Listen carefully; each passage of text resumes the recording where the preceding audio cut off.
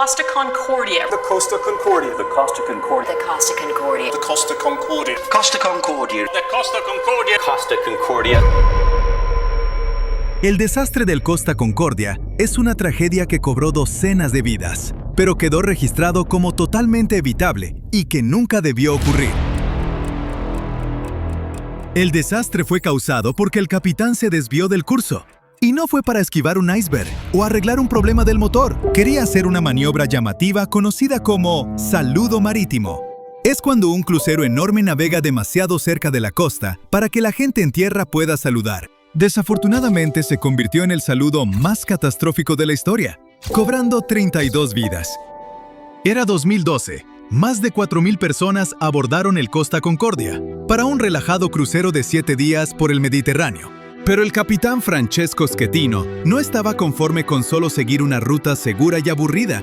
Entonces, el 13 de enero, tras salir de Civitavecchia, Italia, se dirigió hacia la isla Giglio para hacer su gran saludo. ¿Tenía autorización? No. Así que ordenó a la tripulación cambiar el rumbo. Y fue algo así como: «Escuchen, vamos hacia acá». Pero el timonel entendió hacia allá, y sin un traductor a la mano, el barco dio la vuelta equivocada directo hacia las rocas. Había un show de magia cuando las luces se apagaron de repente. Al principio la gente pensó que era parte del espectáculo, pero luego vino un estruendo horrible y todos empezaron a entrar en pánico. El barco se volcó de lado y de pronto fue imposible llegar a los botes salvavidas. Algunos pasajeros no tuvieron más opción que saltar al mar helado y nadar hacia la costa. Y no era solo agua fría. Era frío de hipotermia, del tipo que te congela los músculos y te paraliza brazos y piernas en minutos. Y para empeorar las cosas, el barco ni siquiera había hecho un simulacro de emergencia. Así que fue un caos total. En algún momento, el capitán Schettino abandonó el barco. Después culpó del desastre no a sí mismo, sino a las rocas. Sí, literalmente dijo que las rocas no estaban marcadas en sus mapas y que ese era el verdadero problema. Después del desastre, las líneas de cruceros reforzaron sus reglas de seguridad. Ahora todos los pasajeros deben hacer un simulacro antes de que el crucero zarpe. Un poco tarde, pero al menos por fin lo entendieron. El 19 de diciembre, más de 1,500 personas murieron. Si pensaban que el Costa Concordia fue malo, les presento al Doña Paz. Esto fue caos a otro nivel. Tanto así que tiene el récord mundial del mayor desastre marítimo en términos de vidas perdidas. Y si buscan a quién culpar, culpen a la película imperdible que el capitán eligió ver en lugar de, ya saben, navegar. Oficialmente, este ferry de pasajeros podía llevar alrededor de 1,500 personas, pero de algún modo, más de 4,000 terminaron a bordo. Era básicamente una lata de sardinas humana sobre el agua. No había suficientes camas, así que los pasajeros dormían en los pasillos y en las cubiertas, y a veces 3 o 4 tenían que compartir una litera. Y para completar el kit de desastre, se rumoraba que el barco ni siquiera tenía un radio funcionando, y los chalecos salvavidas estaban bajo llave. ¡Ja! ¡Perfecto! Era el 20 de diciembre de 1987. El Doña Paz zarpó a través del estrecho de Tablas en Filipinas. Por horas, nada parecía fuera de lo normal. Luego, cerca de las 10:30 de la noche, el ferry chocó contra un buque petrolero, el MT Vector. El problema es que el Vector cargaba más de 1,000 toneladas de gasolina. Sí, gasolina. Ya ven hacia dónde va esto, ¿verdad? Tras la colisión, las llamas se propagaron rápidamente a ambos barcos y por el agua alrededor. El capitán, mientras tanto, estaba en su camarote viendo una película, y la mayoría de la tripulación estaba de fiesta. O sea que nadie con experiencia real estaba vigilando el barco cuando chocó. Entonces, cuando estalló el caos, hasta la tripulación entró en pánico. ¿Recuerdan el código de Mujeres y Niños Primero del Titanic? Aquí fue más como sálvese quien pueda. No había órdenes, ni plan de evacuación, ni liderazgo. Los pasajeros estaban atrapados sin a dónde huir.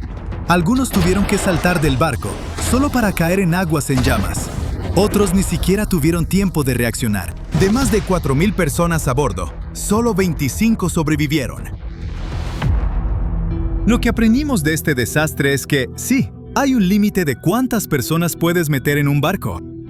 Después, la industria marítima filipina finalmente aplicó estándares de seguridad más estrictos y se volvió más exigente con los límites de pasajeros. Así que no compartirás una litera con un desconocido si te subes a un barco allá hoy. Si el Doña Paz es conocido como el Titanic de Asia, entonces el MV Leyula es la versión de África. En 2002, este ferry debía hacer un viaje de Ziguinchor a Dakar. El Leyula fue diseñado para llevar unos 580 pasajeros, pero el día del desastre tenía más del triple a bordo. Así que desde el momento que zarpó, el barco ya estaba inclinado hacia un lado. Para escapar de los camarotes calientes y abarrotados, muchos pasajeros se reunieron en la cubierta superior, donde los estudiantes platicaban, jugaban cartas o coqueteaban lejos de los ojos de sus padres. Pero cuando cayó la noche, esas vibras de "la vida es bella" desaparecieron rápido. Nubes oscuras llegaron y vientos fuertes empezaron a mecer el ferry. Cuando la lluvia empezó a golpear la cubierta del Leyula, cientos de pasajeros corrieron adentro. Entonces, el barco se inclinó de golpe hacia la izquierda y el agua empezó a entrar a chorros. La carga no estaba bien asegurada, así que todo se deslizó hacia un lado. Hasta un generador pesado se soltó y de pronto todo quedó a oscuras. El pánico se propagó. La gente se agarró de lo que pudo: barandales, cuerdas, otros pasajeros. Pero el barco se inclinó demasiado. En minutos, el ferry se volcó frente a la costa de Gambia. La mayoría de los viajeros quedaron atrapados adentro. Solo 64 personas sobrevivieron. Incluso después de 2 décadas, nadie ha sido realmente responsabilizado. Algunos culpan al mal clima, pero otros dicen que fue error humano. Y honestamente, hubo muchos de esos. Demasiadas personas a bordo, advertencias ignoradas y un rescate dolorosamente lento. Solo esperemos que nada tan trágico vuelva a pasar.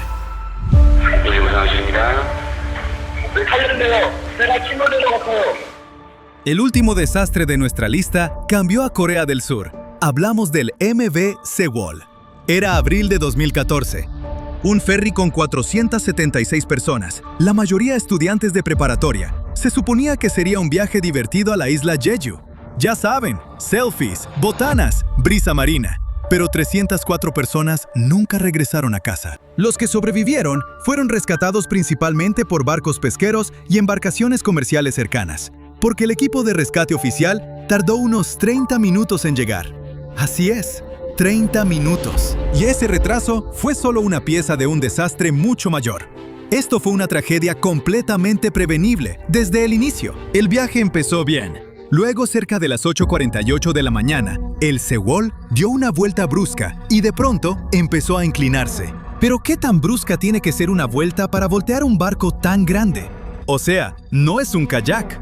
Así que claramente algo ya estaba mal. Resulta que el Sewol había sido modificado, como un trabajo casero que salió mal. Los dueños querían más espacio para carga y pasajeros, así que reconstruyeron las cubiertas superiores y aumentaron su capacidad en más de 100 personas. Y ese día, la carga ni siquiera estaba bien asegurada.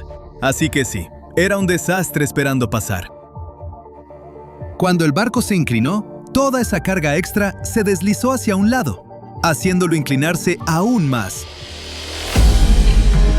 El agua entró a raudales, inundando los compartimentos de pasajeros. El ferry empezó a hundirse en minutos. Los pasajeros entraron en pánico, pero luego escucharon las instrucciones por el altavoz. «Quédense donde están, no se muevan, es más seguro en sus camarotes». Pues no lo era. Mientras cientos de estudiantes obedecían órdenes y esperaban ayuda, el capitán y varios miembros de la tripulación escaparon. Sí, se bajaron del barco mientras los adolescentes seguían atrapados adentro. Cuando los equipos de rescate finalmente llegaron, era demasiado tarde para la mayoría. El desastre del Sewol conmocionó a toda una nación, pero también unió a la gente. Impulsó nuevas leyes, mejor entrenamiento y la promesa de que ningún barco volvería a navegar tan imprudentemente.